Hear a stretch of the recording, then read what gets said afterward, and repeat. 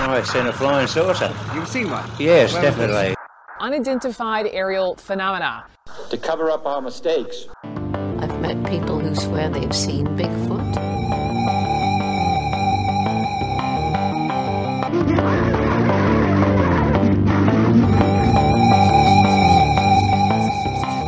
Join us for a journey into the obscure.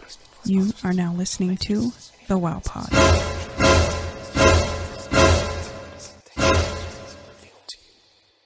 Hey.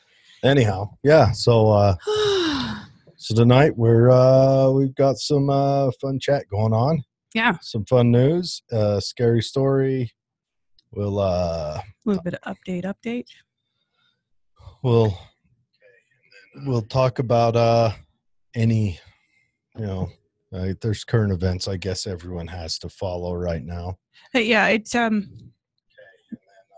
got it. Listen, everybody's talking about the same stuff, and I think a lot of us are talking about it because we don't want to be disrespectful, and we really want to, bring some light to these dark matters. So, first, riots happening everywhere. Everyone knows why. Yeah. I think it's a pretty clear-cut case. I think that there are a few things that need to happen in order for peace to be truly established. And I think the people in power know what needs to happen. Perhaps they're just being blocked by unions and other things that are not allowing the course of justice to take place. But if we could all just take a step back and recognize that panic and anger and creating pain for others is not furthering the agenda. Organize, come together peacefully, and, put some thought into your message and make sure that your actions are speaking as loud as your message. And this could all stop. There's a couple of exemplary examples. Miami, coming to us from Florida. They had all of their police, riot gear and otherwise, guarding the Capitol. And as the protesters marched, everyone in uniform took a knee.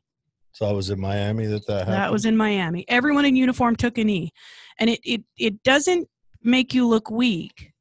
It makes you look concerned. It makes you look like you care about your constituents, about the people that you're under oath to protect. So good job, Miami. Good job. And it's peaceful. It's peaceful because they weren't meeting protesters with violence and threatening actions. And I think that's a pretty great story. Take a knee. Yeah. Take a knee. Recognize that, yes, although these great officers that serve the city of Miami are not all bad people, probably lots of great people. They belong to an organization that has somewhat had a pretty rough history of police brutality. It's not going to fix it, but at least they're standing in solidarity with the protesters. So good job, Miami. Yeah, that's it's all it's where do we start? There seems to be a lot of the feeling of people want to people are angry. We've been on lockdown, a lot of businesses shut down, there's a lot of extra restrictions, and that has, I think, pushed people on the edge. There's a lot of anxiety, and then something like this happens, and then how does that not have a boiling point effect? And although I don't know, I don't know exactly where the rioters are coming from mentally, because I don't share those same emotions, but I can't fault them for feeling that way because I live in a relatively safe, peaceful place. We went to a protest yesterday that was outstanding. Yeah. Shout out to the guys who set that up, who were a part of it, who came out. Eric Mutzos, Utah Business Revival. Yeah. That group is standing up, stepping up to help small businesses. The protest was peaceful, family friendly, meaningful, and inspiring. Yeah, there was no, I mean, there wasn't any, it didn't feel like there was any unfriendly will there at all from anyone. Yeah, turned out great. Yeah, but I would like to get into fun news.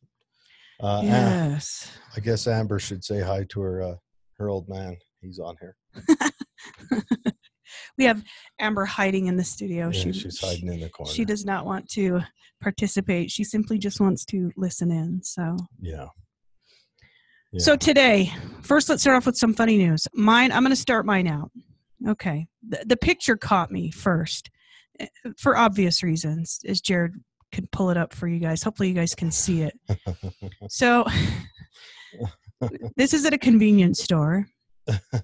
These two guys in Louisiana, they apparently did not have masks because and they apparently had watermelon. So listen, they are resourceful, if nothing, because they hollowed out these watermelon, and they cut a couple of eye holes, plopped them on their heads, and I can't run away. I ate too much watermelon. And they went about. I don't want to puke. They went about robbing this convenience store. Now, one of these melon heads is in custody. The other is still at large. So, tell me for the mugshot. They had a mugshot with one on. I hope they can, please, for posterity, have a mugshot with this the great watermelon capers of 2020. This masked caper. Listen, those are some good-looking watermelons, I gotta say. I don't know where you're finding watermelon head size, but do you think when they selected them, they weren't tapping? They were doing aesthetics. Like, dude, this one looks like it's big enough for your head. I don't know. Is watermelon on sale? Is it cheaper than a mask? Or listen, if nothing, y'all are resourceful. What are you going to spend your money on? More watermelons. Folks, if you know someone who has a hollowed out watermelon that has eye holes precariously placed, please contact the Louisiana Police Department and let them know, because they're looking to find these fellers. So anyway, your hair is so luxuriously shiny. I love the picture. That's a great. I wish it had a video with it. That's a great picture. This yeah, is... can you imagine them, like, you can't have good peripheral vision, you're like bumping into things.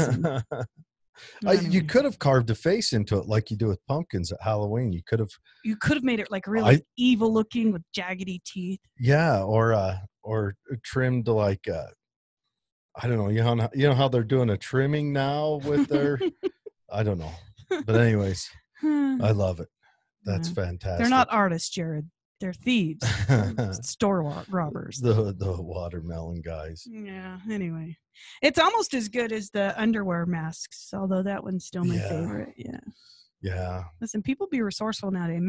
Masks are in high demand. That reminds me, Betsy, I got my my materials for you to make my new masks out of. Did you? Yes. Yes. So I'm gonna throw the artistic venue your way. Yes. Make it happen.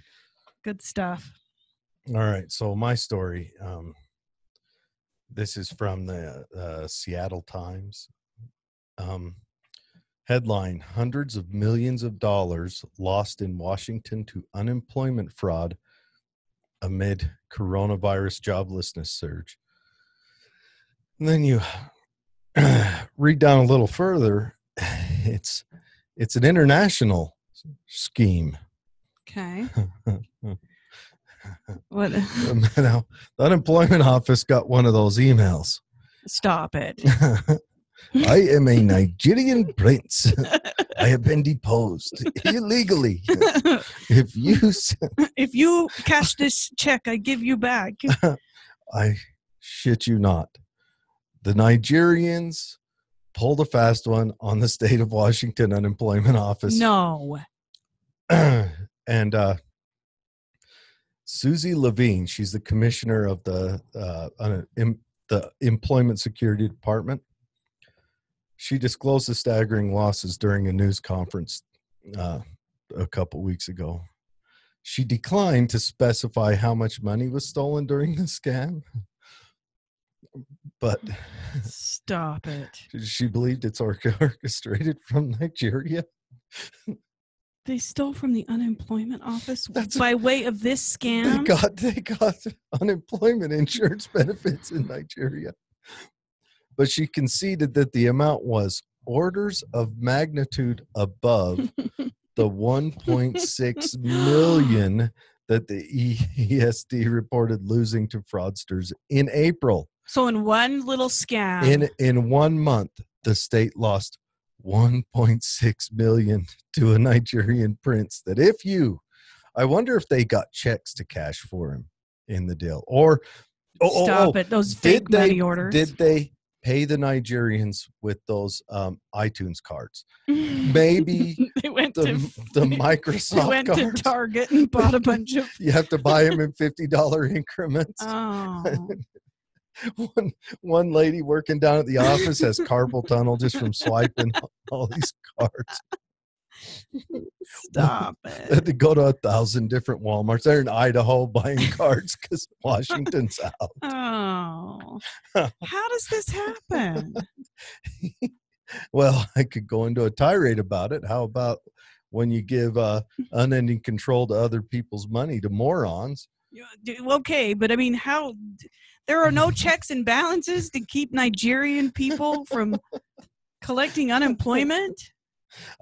Okay, if you're a Nigerian person and you're living here, fine. But if you're in Nigeria, stop it. Oh, that's my favorite. That's terrible. That I heard that story and it has brightened my week. Want to give a shout it's out? Sad. Want to give a shout out to Jana's Java. That's what we're drinking today. Oh yeah, well I was. Great coffee shop here in Tooele. Great service. Gals down there are just fantastic. Yes, they are, and they spoiled the dozer. They take care of the puppers too. Yeah. So I'm popping on the recording screen now. Seattle Times, hundreds of millions dollars lost. So that 1.6 was just in 1 month. No, this guy hit the freaking jackpot. Oh man, he's a Nigerian prince now. Yeah, he may not have been before, but he Man. definitely is now. All right, on to the meat and potatoes. Okay, we're gonna do a haunting today. We're doing this. Let's real quick. We're doing this live on the Facebook, and got some people joined in. Want to tell everyone hi. Thanks for joining us. Thanks for watching. Trying to boost our numbers. This, as usual, will go up on all the podcast catchers as well. Yeah, it'll be up on everything. Hopefully one day we'll break through that what would we call it? Glass ceiling for a dumb guy and his sister, so that we can. That's what it's called. Use this to make money. Yeah, that's what the dumb guy and his sister. We should have named this podcast that "Dumb Guy and His Sister." Okay, so I'm thinking of another podcast. Amber, yeah. Okay, so looking for a good haunting. This one's kind of cool because it covers two genres: serial killer and haunting. Ooh. So we're going to talk about Fox Hallow Farm. We know those serial killer stuff is all the rage. It is all the rage. And I'm not I love true crime. I love it, but I'm not a big fan of doing true crime on this podcast, simply because there's so many true crime podcasts. As we talk about aliens and ghosts, we'd hate to see saturation come into our life. Anyway. So Fox Hallow Farm, it's a Tudor mansion is what they call it. So it's not like a castle. It's a small mansion. It's a common man's mansion, so to speak. Okay, yeah. Common man. It's in Indiana. It's on 18 acres. It's got heavy forest just beyond what they've cleared, likely for some kind of farming or livestock that they kept on it when they first developed this particular piece of property. It's bought in 2006 by a couple named Rob and Vicky Graves. Now, it's a large, expansive house. It's beautiful inside. It's, as they described it, breathtaking. It's got all of the milled wood and hand carved everything. It's got a pool in what she considers the basement, but it looks as though the ground has been pulled away, so the basement has windows, full windows, and you can walk out, but it's really the lower level of the house. Yeah, they've got a lowered part, so on the face, if you look at it, it looks kind of, it's in that Alp style of house where it's got the exposed wood kind of on the outside, right? Rock bottom, a beautiful structure for sure. So she's a pathologist, technically a scientist, and he's a car dealer. I don't know if he owns the dealership or just works as a car dealer, but they're looking for a home and they see this one listed, so they go to look at it. And as they're walking around, they're kind of figuring out that this is a steal. Like this house is a steal. It's much cheaper than you would anticipate, and it's empty. Why is it empty? So they mention in passing to the realtor, they're like, does this house have some history? And the realtor says, yeah, Herb Baumeister lived here. Well, the couple had heard about Herb Baumeister. It's a great name, Herb. He looks like a herb too. We'll check him out. Herb Baumeister had lived in this home.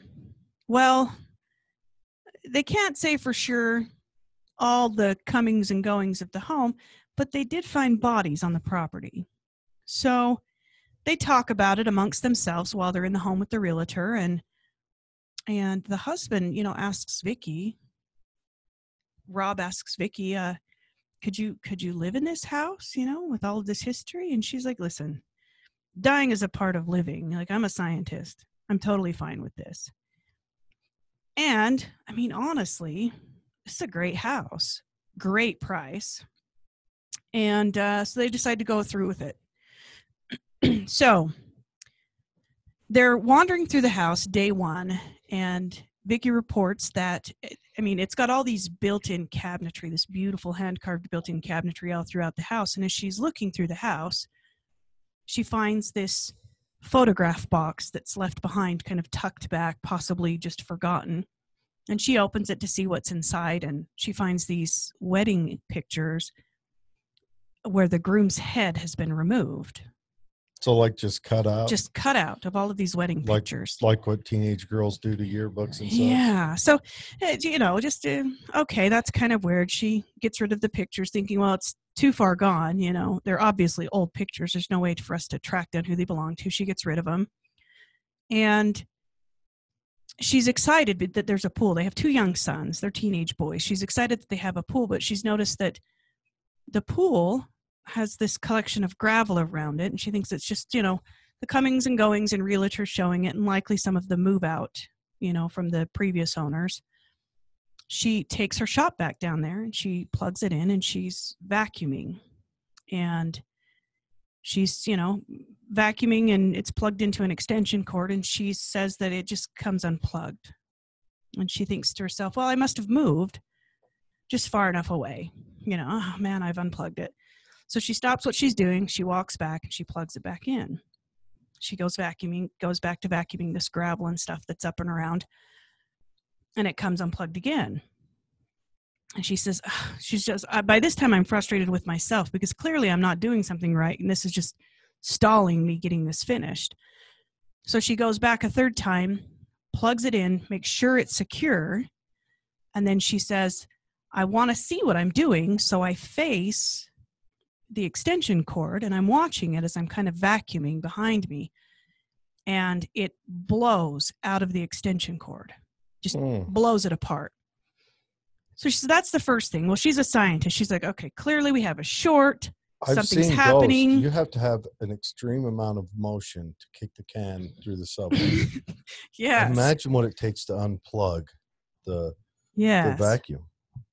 So I want you to remember this little focal point, the extension cord.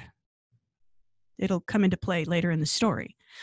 So she imagines that this is what's going on. So she, decides to sweep it, and she's going to get a new extension cord at a later date. So that's experience number one. So she's thinking the extension cords. Yeah, clearly there's a short. There's an issue in it. She doesn't want to start a fire. She quits using it and decides to get a new one. So the car dealer husband, Rob, works with a guy named Joe. Now, this Tudor mansion also includes this great big barn, and above the barn is a mother-in-law apartment. So Joe, who works with Rob, is a young guy, just him and his dog. Well, he's chronically late to work. Joe's his boss, or Rob's Joe's boss, and Rob's asking him, what do we got to do to get here on time? And he said, it's just the traffic. I just can't get here on time. So it ends up that Rob offers Joe to move in to the mother-in-law apartment above the barn. Joe, so he's like a family driver? So no, he works at the car dealership, but he's always late. So he's one of the employees. One of the employees at the dealership. So he's like, I've got a mother-in-law apartment. I live close to here. It'll save you a lot of time. Do you want to come and look at it? He thinks it's great. He goes and checks it out. It's just him and his dog, Fred. Fred's like a Labrador. And he says, this is perfect. This is so nice. The pricing's perfect. It's close to work, so he takes it. A couple weeks later, he moves in. He gets settled in. They spend all day long moving. And at the end of it, Joe says he was just exhausted. They actually interviewed him on Paranormal Witness. These are all really credible people. Like, she's a pathologist. Well, except for the guy that's late to work all the time. Yeah. Joe's chronically late to work. But, overall, he's just a young guy. He's not, probably a nice guy. But. Yeah. So he says they move in, and they spend all day moving, so he's exhausted. So he's like, I'm just going to go to bed. And this is night one. The first night at the house? And first night in the mother-in-law apartment. And he said he falls asleep, and he has this really vivid dream.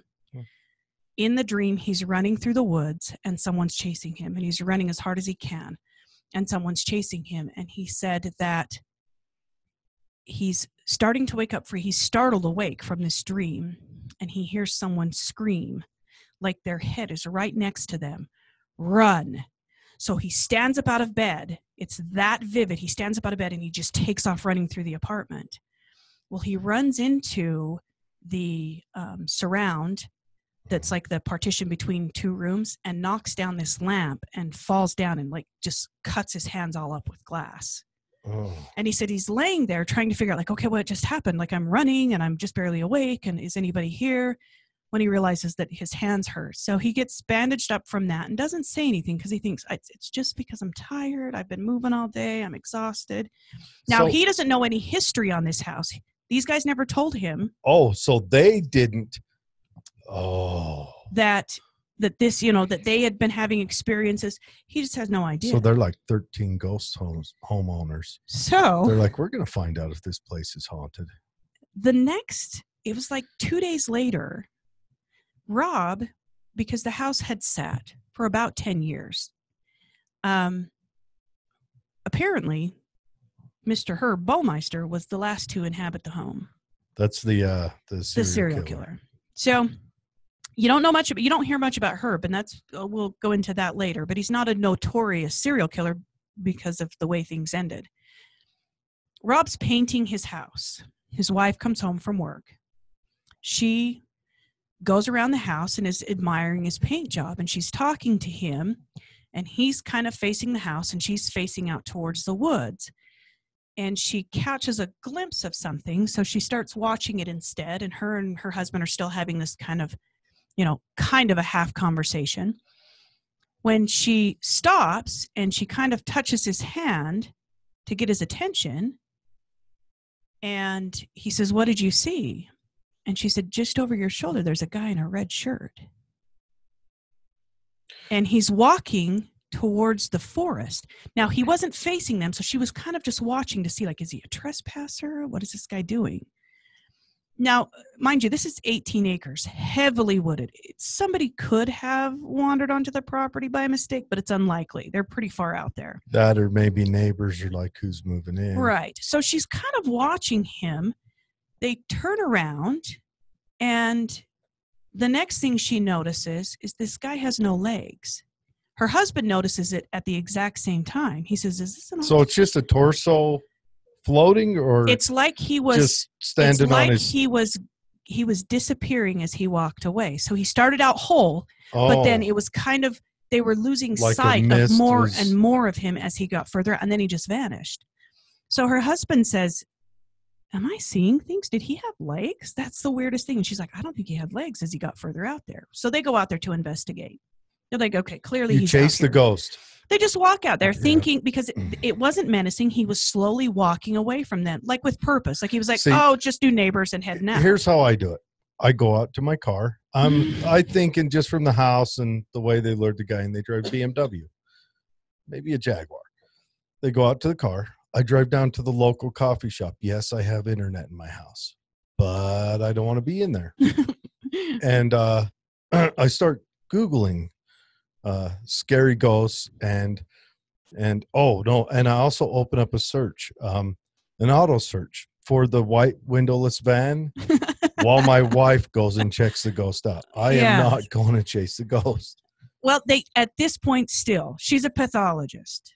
She's a scientist. She's not looking at this. And She was practicing science on poor Joe upstairs. All right. even in all of her interviews at this point, she's still like, this is clearly a person, Yeah. maybe a groupie. They actually converse back and forth. Like, Yeah, people disappear in front of you all the time. It's perfectly natural, perfectly healthy. they're thinking maybe it's The a ghost tells a you to run. groupie because it's a serial killer's house. Now, I also want to go off on a different tangent.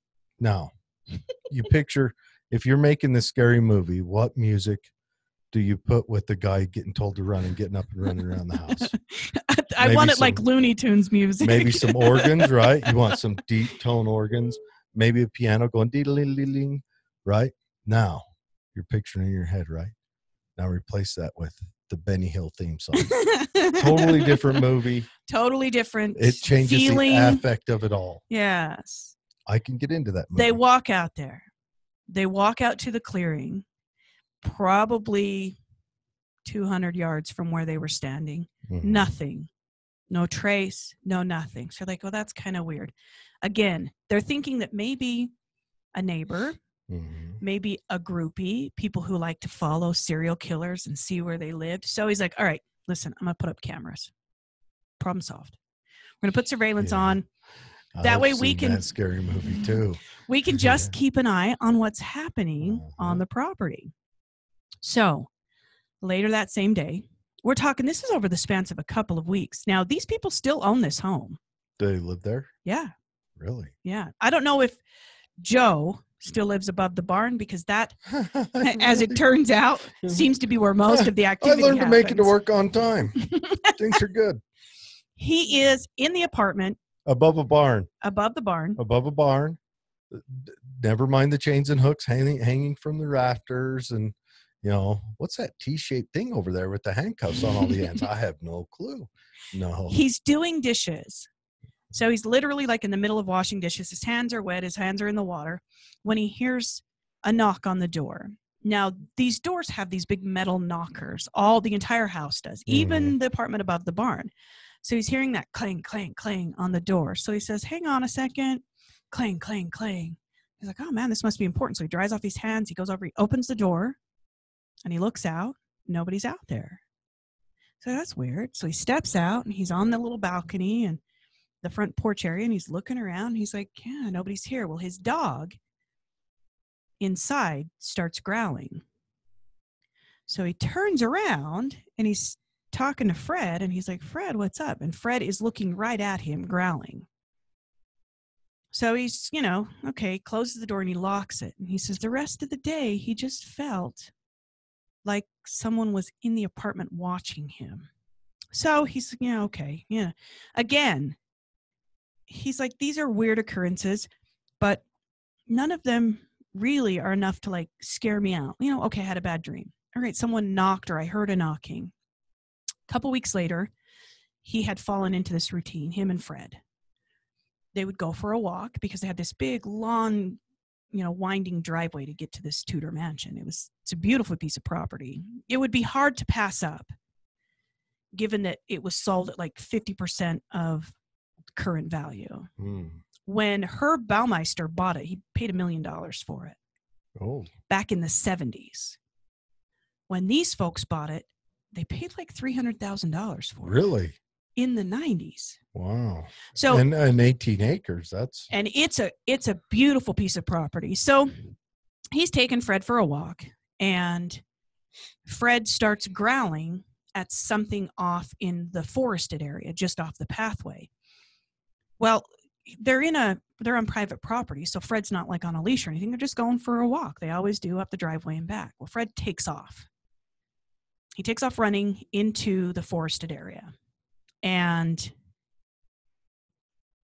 Joe doesn't know what to do. He calls him back, and he's like, come on. So he goes into the forested area to get Fred. What he sees in front of Fred is a guy in a red shirt. Now, Rob and Vicky had not told Joe that they had saw a guy in a red shirt. Joe sees a guy in a red shirt. This guy in the red shirt stops, turns, looks him directly in the face. Mm-hmm.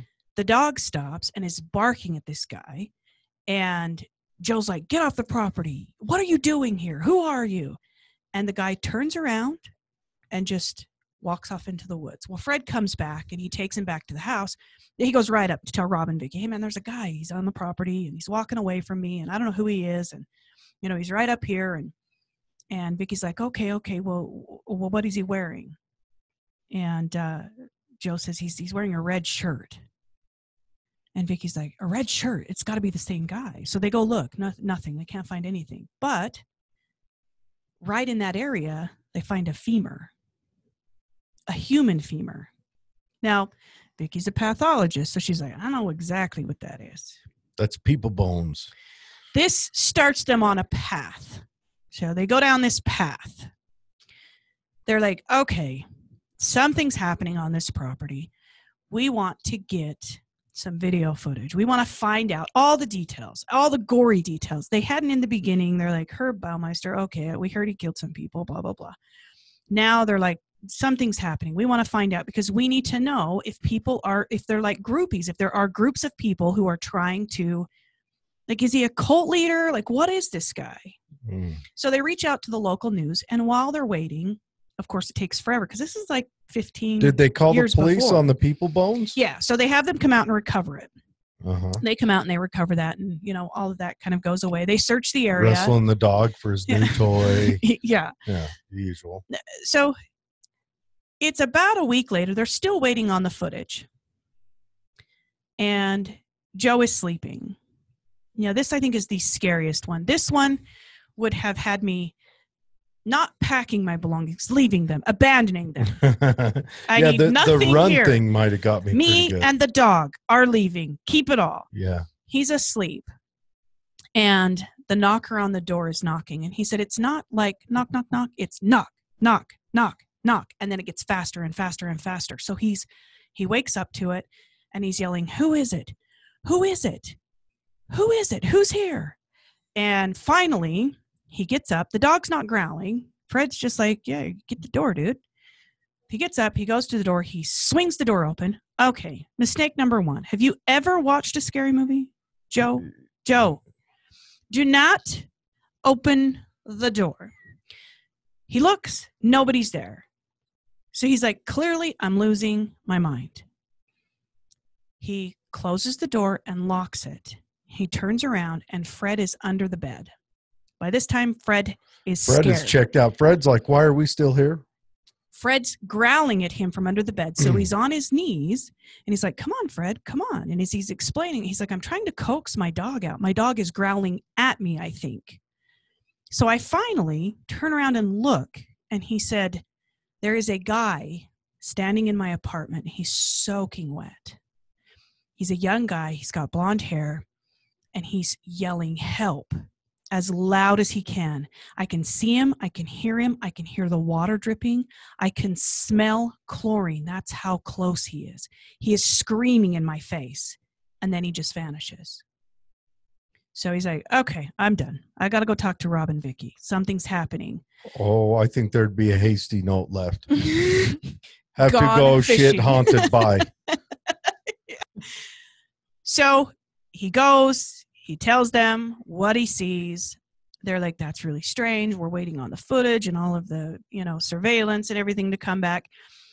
They go and upload the surveillance that they had taken, and you can clearly see a shadow in the surveillance approach the barn. It opens the barn. It never touches the barn door.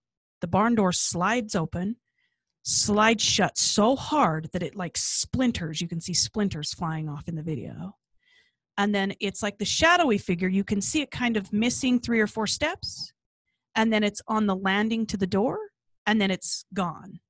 Mm-hmm. So they're watching this. And of course, Joe is trying to like, okay, this is a great apartment. These are great people. Like, maybe this spirit just needs our help. He's trying to convince himself that it's okay, that this is okay. They get the video footage from the news. This is maybe a week later. It's been pretty quiet since then. They get the video from the news, and they're reading through all of the case documents and all of the everything. And the video of they actually were able to identify 4 victims. They found likely bones from 20 to 30 is what they're guessing, but only teeth at the time from 4 victims. So they were able to identify 4 victims. Well, they flash across the screen these 4 victims, and Joe says the 3rd victim pops up, and he knows instantly that was the guy in his room. That's him. He stops the tape.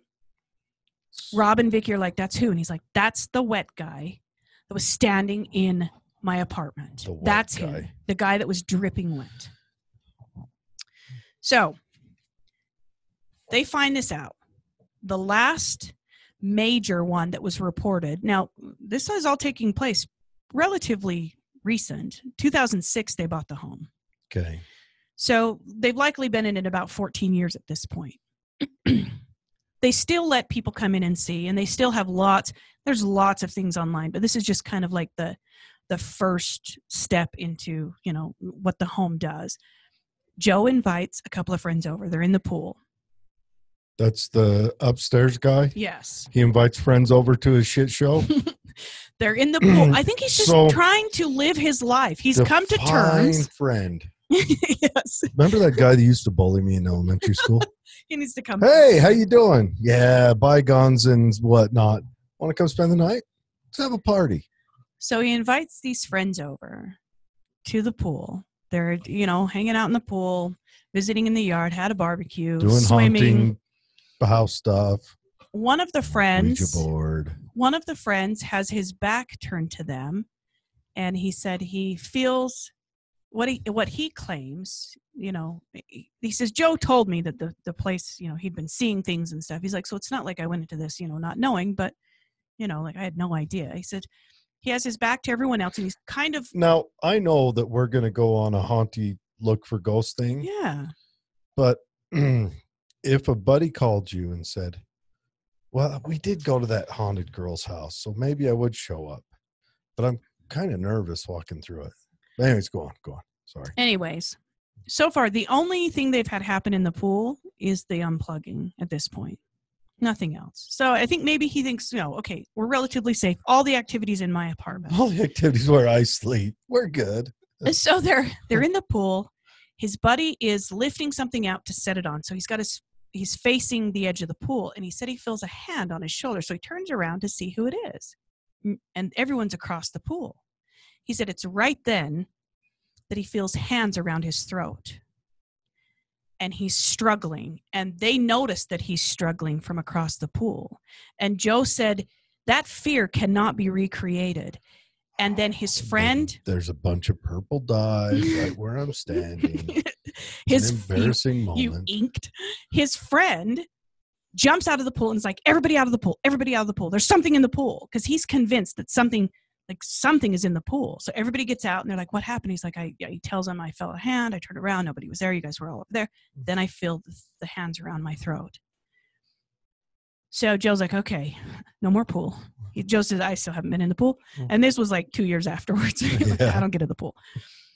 So let's take us back in time a little bit and talk about good old Herb. Oh. Because all these hauntings. What would you do with the swimming pool you wouldn't swim in? I'd fill it in. Yeah, would you make a big sandbox?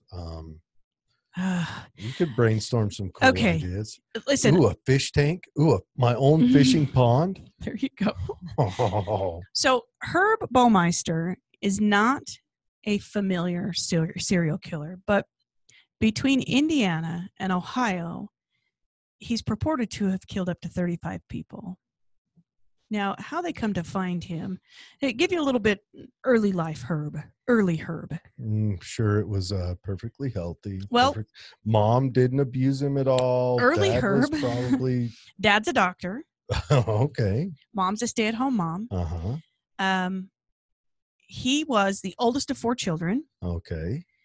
And from all accounts, his childhood was reportedly normal. But by the onset of adolescence, he'd started to exhibit some strange behavior. Like he was, I don't know, peeing on the teacher's desk.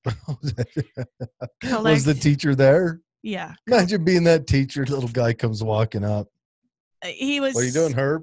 Can I help you? He slides a chair over so he can use it as a step.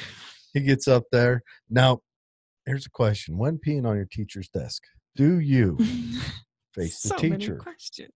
Look them in the eye, like the dog that takes a poop. Do you face the crowd like they don't exist, or do you go sideways like nobody matters?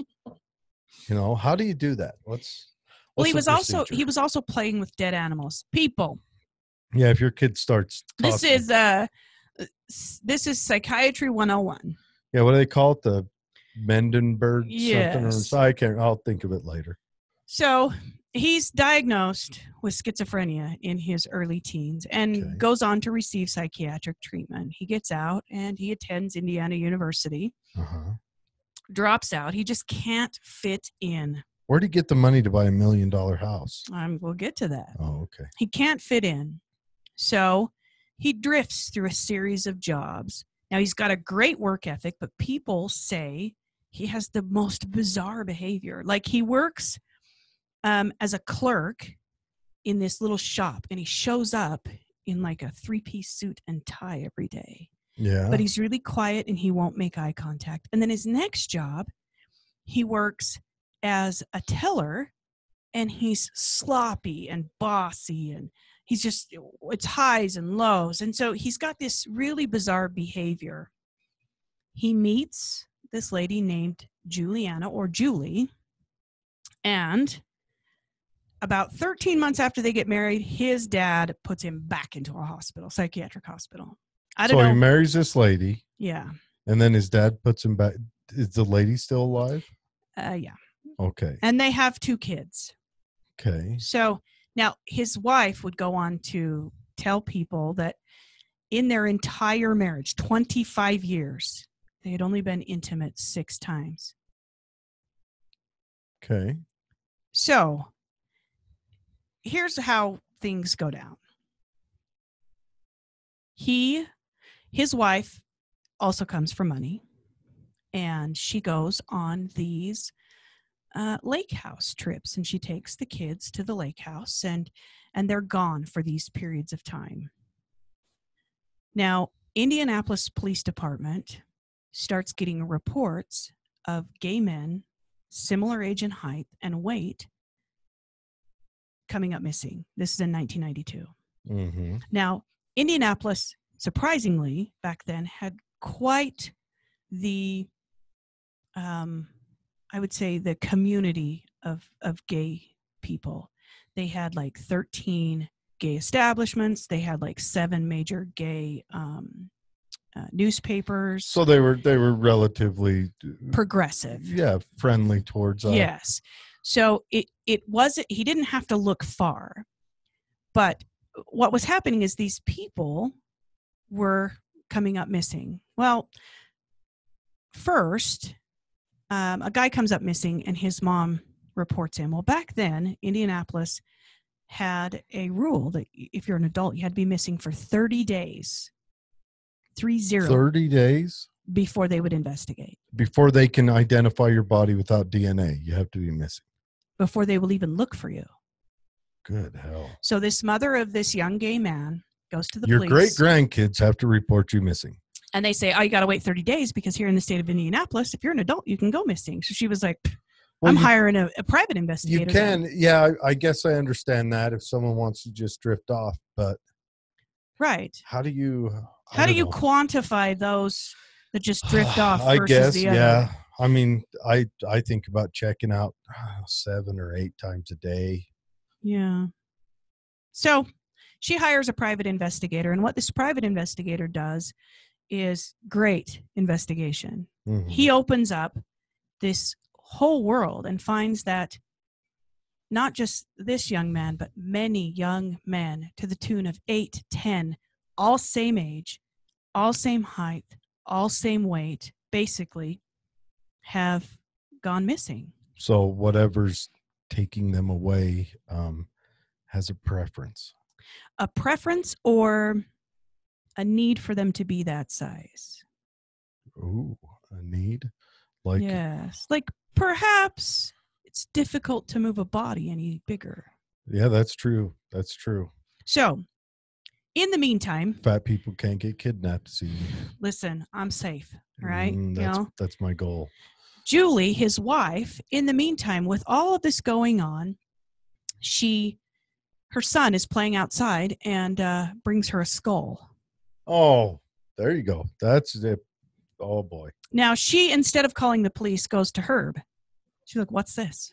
Well, dear, that appears to be a human. And he says, "Base bone." He says, "Oh, my dad was a doctor. Remember? That must be one of his skeletons. The dogs must have taken it out of the garage. I'll just take that."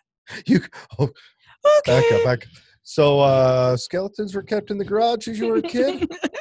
His dad never lived in this home. Okay. Herb bought this home later in life. Now, Herb was able to buy this big mansion because after falling in and out of all of these terrible jobs, he got his mom to loan him money to open up a thrift store. And it was a very successful thrift store in Indiana called Save-A-Lot. Uh-huh. So he opened up this very successful thrift store and was able to purchase this mansion. So she finds the skull. No, it's my dad's, blah, blah, blah. So on she goes about her business. Now, this private investigator, bless his heart, does really great work. And he identifies not just other possible victims, but also a survivor. Oh. Brian Smart claimed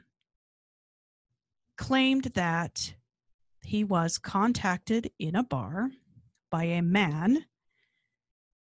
Oh, no. Tony Harris is his name. Claimed that a patron calling himself Brian Smart had contacted him in a bar and had said, "Hey, I take care of this mansion out in the woods.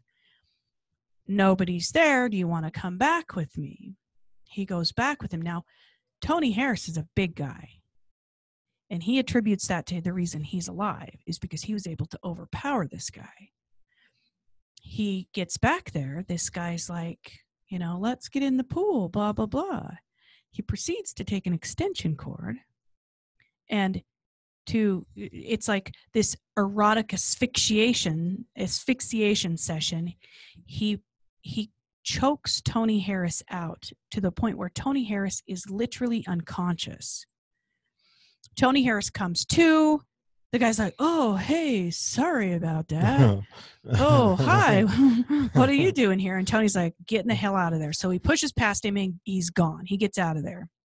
Well, Tony's like, "Listen, all I can tell you about this guy, because we left the bar and I'm not really sure how far we drove, but it was this long, winding driveway and then this great big mansion. He says his name is Brian Smart and he's got Ohio plates." So the investigator is finally like, "Great." So Herb's going by the name of Brian Smart. That's what he's telling people his name is in these gay bars. So every time his wife leaves to go to the lake house, someone goes missing from a gay bar. So she goes to the lake house. He goes trolling. Yep. Finds a victim. Brings them home. Asphyxiates them in the pool. And then, let me tell you, these bones are not found together. In most cases, they are spread all over the farm. Really? All over the farm. Now, does he, for lack of a better word, process them and like spread them around, or does he just put the whole bodies wherever? They're not sure if he's allowed them to decompose somewhere and then broken the bones apart, or given the climate, the experts said that, you know, it's possible that these bodies could decompose in a matter of weeks if they were left out. I mean, he's got kids playing on this farm, like boys, to be specific. My boys could find anything in the outdoors. So he was just allowing them to decompose somewhere on the farm and then spreading their bones about.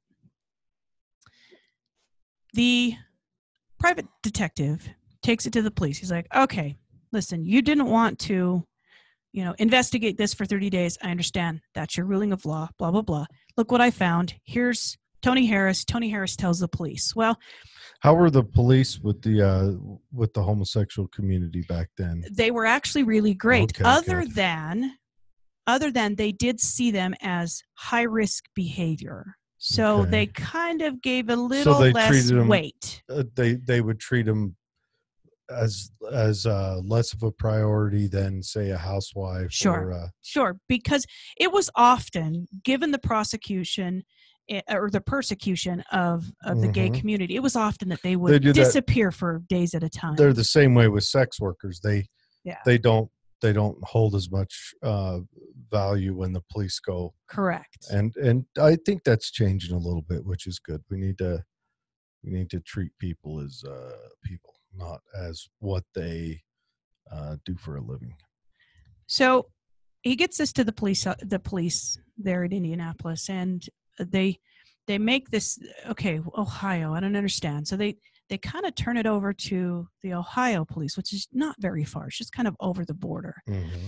And the Ohio police said, you know, that's really strange because right now we're investigating a spree of killings along this highway where it's dump sites and it's along this highway. Well, the experts back then even knew and understood that it was common for serial killers to start far away from home. It felt safer. And then as they get more confident in themselves and more comfortable with their methods and the way that they're hiding the bodies, and they get bolstered by the fact that they haven't been caught, their egos grow, they start doing things closer and closer and closer to home. And what they were seeing is dead bodies getting closer and closer and closer to Indianapolis. So some smart cop, so he Hansel and Greteled himself. He made the connection. He Hansel and Greteled himself right to his freaking house. He makes the connection. So they're leaving those boy crumbs. So they're looking for Ohio plates. I don't understand how I could get Ohio plates, but they find that there is a guy by the name of Herb Baumeister who has registered his vehicle with Ohio plates. And he lives in Indiana. And he lives in a Tudor mansion on an expansive piece of property. So they're zeroing in. They're zeroing in on this guy. So they go to, oh, look, he owns a thrift store. They go to the thrift store. They talk to him. They're like, hey, we got this guy, Tony Harris. You know, he claims that you may have been the one that tried to kill him. And, you know, he actually thinks that maybe some of his friends have been killed by you. And what do you think about this? And he denies it. 100%. Wasn't me. Wouldn't do it. Never been like that. Blah, blah, blah. They said, well, can we search your property? No. So at this point, they're stuck. Okay, we don't have any physical evidence tying back to him, so we can't get there. So it sits, and it sits, and it sits. However, is he still out trolling and doing his stuff? Doing his thing. Since that interview, they figured he probably killed 3 more people. Now, oh man, we're talking in a year's time. So it's a year later when the police finds out that Julie has filed for divorce. Oh, there is a disturbance in the force. They immediately go to Julie before she leaves. Can we search her property? To which Julie says, yeah, guess what? I found a skull. Search away. Oh, buddy. Boom. Now, they're searching the property. Julie's like, but he's got the kids, and, he's up at this house because he's staying there until I get my things out of here. So the cops go to retrieve the children. But they do not take him into custody at this time because they're mid-search. Uh-huh. They tell him, listen, we're searching your property, but the kids have got to come with us. He willingly lets the kids go. Yeah, because he's going to pop smoke and run, isn't he? Exactly. So he takes off, and they found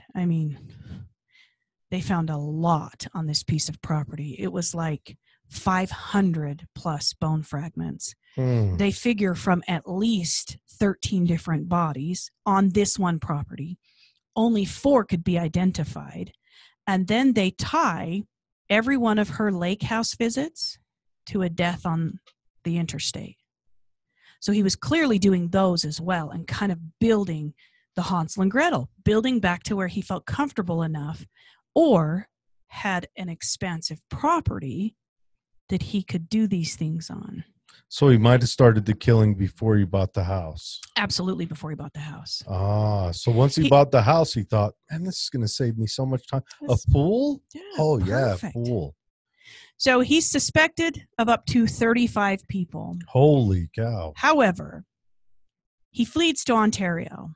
Now, it's Ontario, Canada. So there's not, in the 90s, there's not this great worldwide communication. So a bounty actually happens across his dead body. Now, strangely enough, he pulls up to Piney Provincial Park, which is on Lake Huron, and he is seen. First, he gets pulled over on his way up there, and he's let go. It's like Bundy all over again. Mm-hmm. He's pulled over again, Benny Hill music. For Indiana plates. They just want to check, like, what are you doing up here? You're supposed to be here. He gets pulled over. Poser. And the bounty, the Canadian bounty, notices in his back seat, he's got a ton of videotape. But he's like, okay, people can have videotape. He clears him. On his way he goes. Later that night, they find his body. No videotape. He's on the shore of Lake Huron, which is huge. Huge. One of the Great Lakes. People were like, you've got to break the lake and find the videotapes. Stop it. This is a big lake. They searched what they could, the shorelines and things. They never found anything. He has these 2 pigeons that he has strangled. Back to the dead animal thing. And he has them posed next to himself. And he has a gunshot wound right to the face. They never found a weapon, but it's suicide, clearly. And he's posed. He's like perfectly posed like you would, arms crossed, eyes closed. Yeah, like you're at a lake, dude. What if they don't find a weapon? They never found a weapon. How do you not find a weapon? How do you say it is a suicide if you do not find the gun? I mean, like, he can't get rid of it. He shot himself right in the face. Yeah. I mean, unless maybe he had it tied to a big ass rubber band that shot it out into the lake once he lost control. And how does he have his arms crossed? That has to be staged after. Right. So does he shoot himself and have like did he train for weeks?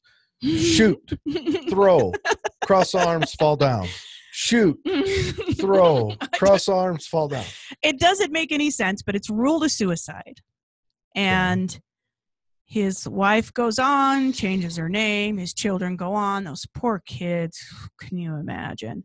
And they leave the farm, and then Rob and Vicky buy the farm. Now, all the apparitions they have seen have been soaking wet. So they've come to the agreement between them and the paranormal investigators that these are the souls of the people that are reaching out, because it's either a residual energy. Like when we talk about ghosts, that pain memory. Yes. That in the energy fabric. that's released, that fabric of energy that's released in that time of just sheer anguish, maybe it remains. And that's what they're feeling and sensing and seeing and hearing. So somebody somewhere has those tapes then if they killed him. Unless he got rid of them. That's the conspiracy. The conspiracy is clearly he couldn't have done this himself. So either he tossed them in and then they never washed ashore in the last 20 years. And then he went through with his choreographed maneuver. And then he did his choreographed shoot, throw, cross your legs. Or he had someone with him who he said, listen, they're on to me.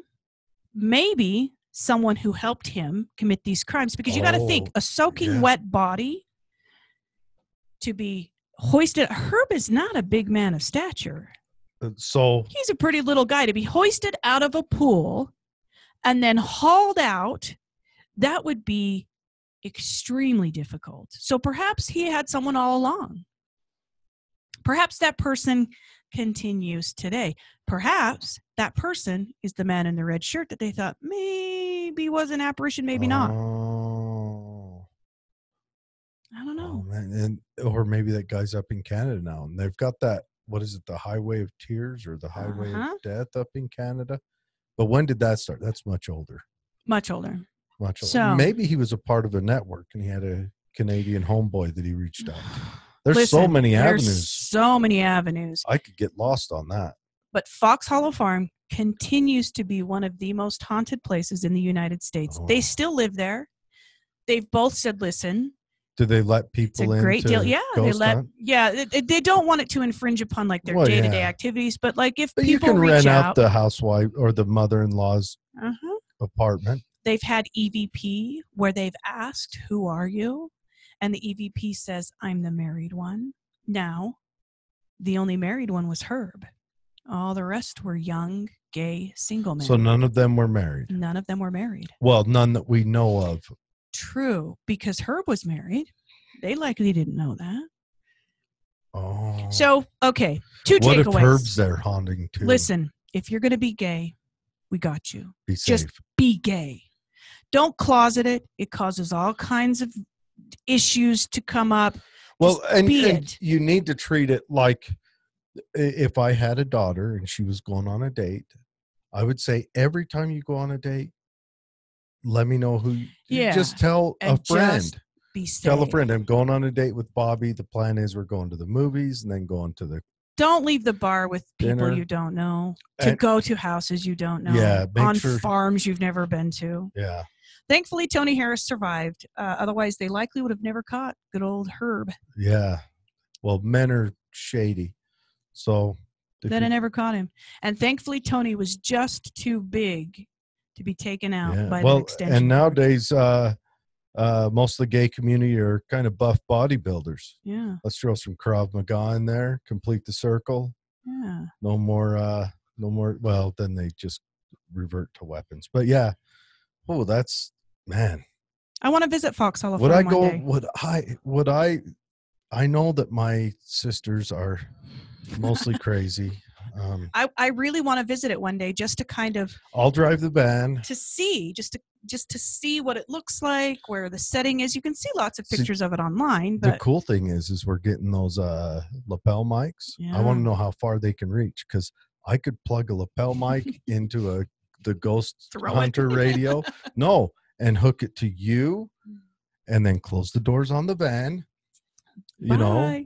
And I'll have to get accoutrement, a cross and a Star of David and all the safety devices hanging around me. Holy water. Shower in holy water in the morning. I'll clutch my rosary tight while I listen to what you're picking up. Vic says she wants to go. All right. Vic would definitely go. Yes. So what we'll do is we'll have a van rental space there and back. No, they say today, it's a sad story that ended in a pretty cool haunting, but they say that they still find bones today, that he's probably far more prolific than he was ever given credit for. Just because of the property and the abundance and They're you- even finding them on the neighbor's property, they say. oh, goody. Like for perhaps he started there and was like, oh, I'm going to put this on the neighbor's yard. Then he was like, it's too far to walk. So I'll this toss is- it here this next to is the the driveway. guy right here, right? Yeah, that's herbalicious. He looks like a herb. Look at him. Don't he look like a herb? Man. These are the suspected victims. 4 of them have been identified. The one in the bottom left, right next to his picture, that is the one that Joe claims he saw in the apartment that night. And he said it didn't scare him as much looking back on it as it made him sad, Now because he these- feels like he's reaching out. These pictures look like early 90s, maybe late 80s hairstyles. Yeah, this for was in those the of you 90s. listening. Now, Herb looks like, Herb. He He- looks like a herb. what does he look like? He, Kind of downturned eyes. yeah, he's got the lazy kind of, not lazy kind of a eyes. cheruby kind of cheek. Yeah, he looks particularly harmless. Got a pouty look to him, but Now, he left a suicide note. oh, In his suicide do note, tell. it's 3 pages. And That's not a suicide note. That's a suicide, novel. well, letter. I mean, But he never once mentions anything about killing other people. It's just about, I'm sorry, I had to leave, and on and on and on. And what if Herb had a lover that was the killer, Yeah. and the lover like got excited? Oh, your wife's leaving. I'll be there. And then the lover would bring but the other guy, the guy that got away, never talked about an accomplice. So maybe there was like Maybe a cleanup guy.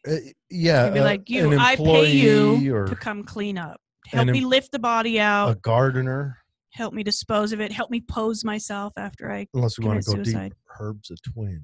And the parents raised him to teach the community that there's a single. I'm going Boom. deep here. Herb's a twin. Herb. That's insane. Yeah. So he's an unknown or a little known serial killer. I'd never if you heard live of in him. if you live in Indiana, I'm sure you've heard of him.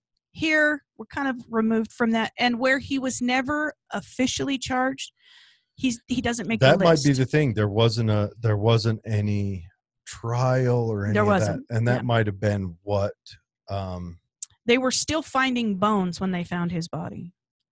how would you feel if you dug up a person on your property? Well, one thing I wouldn't do is just be like, and then just be like, okay, back to life. I would call someone.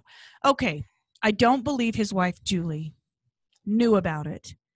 I think she was so far removed from any kind of intimacy with him that they basically lived separate lives. And in that, she had both plausible deniability because she was always at the lake house, and honestly, she likely didn't know. But Julie, you found a skull. Yeah, you found people. That is People. a person. Go- Some of the victims' mom came forward, I mean, it's okay. and said to Julie, if you could have saved my son. Yeah, if you find a face bone, it's okay to have a quick. Would it be a Macbeth thing It for a is minute? not- But then, it's not. Okay. then you call the police. Robin says the gardener. Great name for a mystery. Yeah. Ooh, dum, dum, What if dum. it was a gardener? I want to make a scary movie with Benny Hill music playing in the background. Oh. Actually, here's what I want to do. I want to take rom-coms and put scary music on it. And I want to take horror movies and put Benny Hill music on it. Put them out in the theaters and see what the difference is. See, like maybe Rotten Tomatoes gives them a different score. Hey, I say do it. Yeah. We should try that series. We just start that with, 13 Ghosts yes. is even the new one is kind of a prolific. Set the scary scenes Yes. to Benny Hill. But like when the kid's running from that guy with the cage on his head, and just see how it goes over. And then we'll take, what's a rom-com? I don't know. I don't know that Bridget Diary. Yeah, the Bridget Diary, and just Whatever. put ominous music. We'll just scab ominous music off it. I don't remember Bridget Diary. I don't remember what it's called, but it was a lady. Bridget Jones's diary. There it is. I had a word missing. Okay. I don't remember that show. The voice in the back of the studio reminded What did she write us a diary about? about love and how she wanted to fall in love and blah, blah, blah. And then she does, and then they fall out of love, and then they find one another again. It would be fun to put ominous music to that. Okay. And then let me watch. I've probably seen it, but I don't remember. You've never seen it, I guarantee. Okay. But then I've met we you. put the scary music on it. Go for it. Yes. Oh, yeah. Yeah. Like when they're rushing up to hug each other in the field of daisies. It's like Jason's Just that would be perfect. have some Anyway. parts in slow motion. All right. You well, can find a ton of stuff about this guy. There's actually a movie on YouTube called The Haunting at Fox Hallow. It's just about one investigation. If you want to find out more about him, you can just Google his name. There's lots of like ID Discovery, True Nightmares did one on him. Most of them are ad hoc. Like Paranormal Witness doesn't talk about Herb as much as they do what's happened to the new homeowners. True TV talks about Herb, but not the haunting. But it's interesting to me that horrific things were known to have happened inside a place that is now haunted. So, and that people bought it. and that people still and- live there. You And guys are to think to themselves, hardcore. I'm going to add a coat of paint and that'll take care of this. It'll buff out. Do you get water-based paint mixed with holy water to deal with the scary water monster? How do you deal with that? Do you ever get in the pool again? Like, it's become this useless piece of space in your home. Think of all. Listen. You could open up a dance studio in there. You could. I still like the idea of planting some fish in there. You could plant trout in there, and once you caught all the trout, say, "I'm going to go walleye this time." You just have to add a different oxygenation and filter system. Feed them other little fishes, and then I'm going fishing tonight. Yeah, and then you open up the door, walk into the pool house, catch dinner, walk back in. Perfect. It's perfect.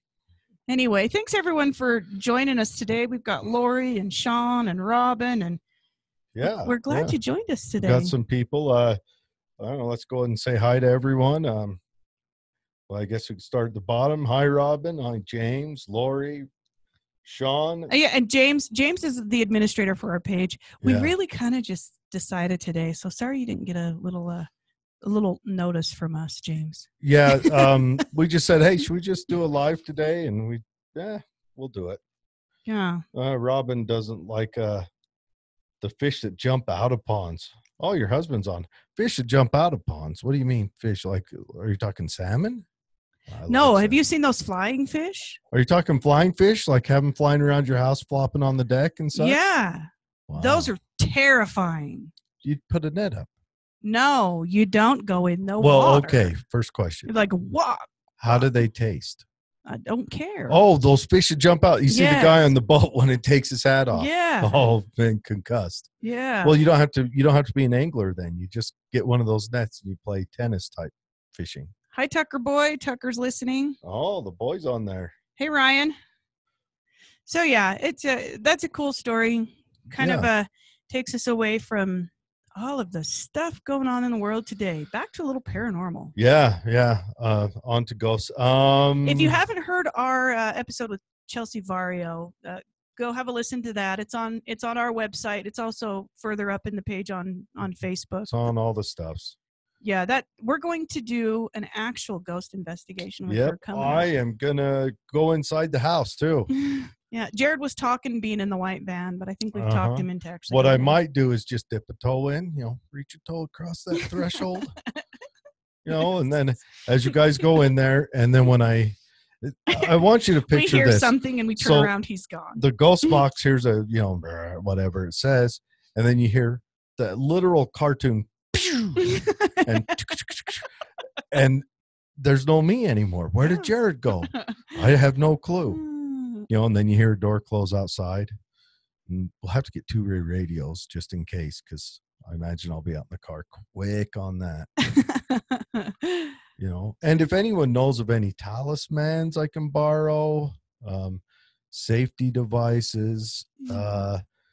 Maybe I should reach out to the church and see if I can get some holy water and just kind of douse myself real well. How do they make holy water? They bless it. Do you have to be a holy person to bless it? Well, I think you have to believe you're a holy person to bless it. All right, I'll find one of those. I can bless a bathtub. Climb in. Climb in. Anyway, thanks for joining, guys. Yeah, thank you. We will so look forward to that. We'll videotape that and whatever else. And we've got a couple of guests coming on. And if we could beg people to jump on iTunes and give a like, share, and review. There's a star system. You rate it, and then that helps us get more traction there. Yeah. You guys have a great week. Yes. Have a good week.